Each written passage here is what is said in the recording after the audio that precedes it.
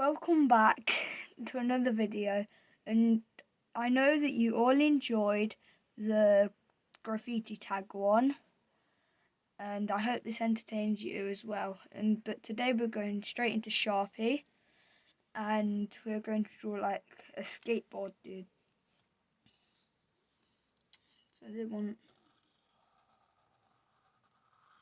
an oval body. This won't be too big.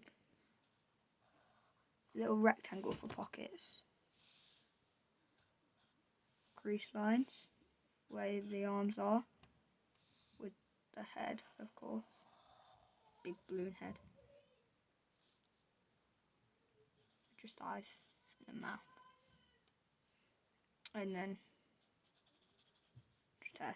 And then they'd have like squiggly trousers.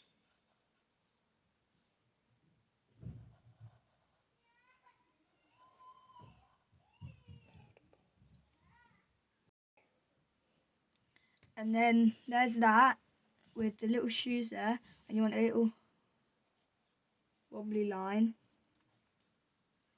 And you can go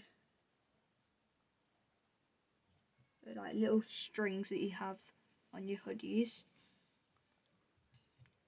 And the head isn't that good.